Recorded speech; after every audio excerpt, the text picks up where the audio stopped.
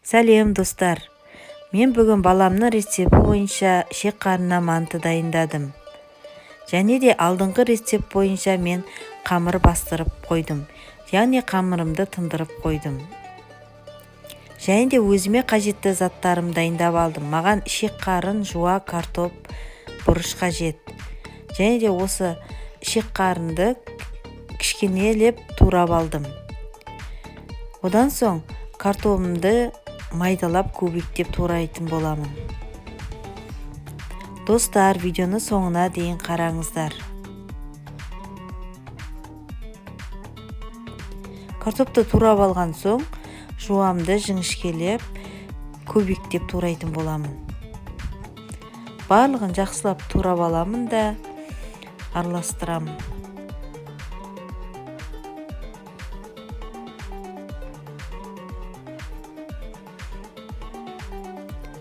Манағы тындырып қойған қамырымды тағы да бір бастырып, қайтадан тындыруға қоямын.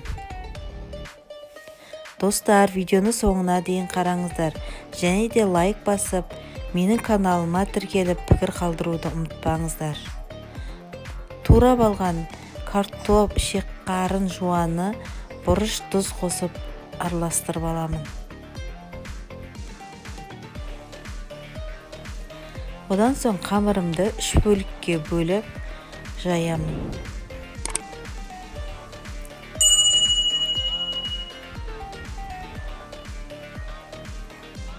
Негізі көп жерлерде ішек қарнына манты дайындай бермейді, бірақ егер дайындап көрсеңіз, онда ұнайды деген ойдамын.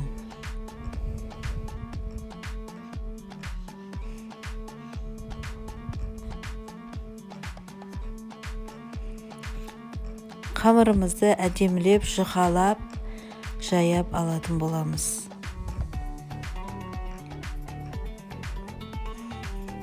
Міне біз қамырымызды жайып алдық, енді кесіп белейтін боламыз.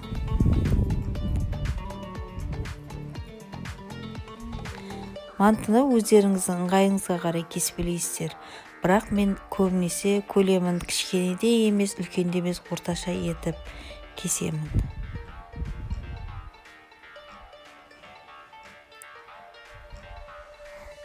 Осылайша барлығын салып аламыз да, одан соң әртүрлі формада бөгетін боламыз.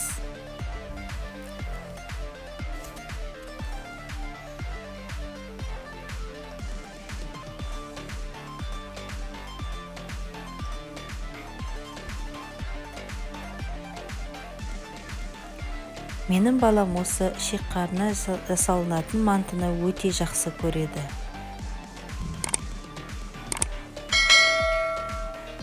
Және осы ішек қарын мантысы, ол сочный, және дәмі өте ерекше болып тұрады.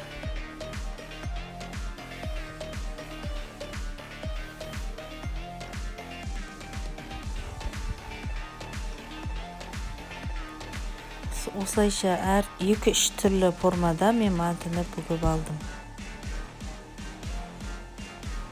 Барлық мантыны бүгіп алғаннан кейін біз мантабарқымызды майлап, барлық мантыны орналастыратын боламыз. Мантыны орналастырып болғаннан кейін бетін майлаймыз. Одан соң 1 сағатқа отқа қоямыз.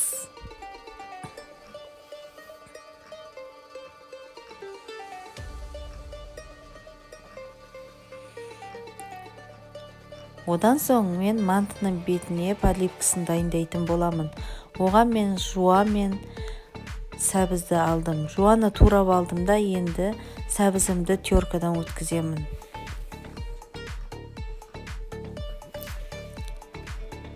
Және де мен бұл жерде көп жағдайда көбісі сұйық май пайдаланады, бірақ мен сары май пайдаланатын боламын.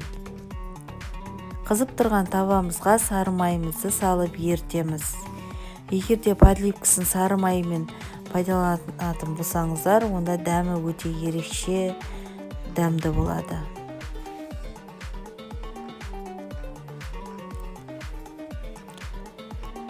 майымыздың үстіне сәбізімізді салып қуырамыз.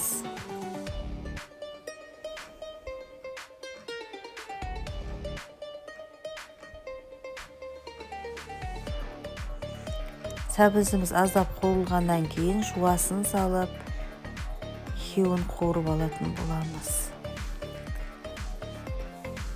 Одан соң томат салып бетін жауып қоямыз.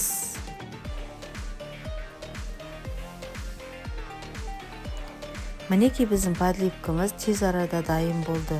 Және де біздің тамағымыз да дайын болып қалды. Достар, міне біздің мантымыз дайын. Ас болсын.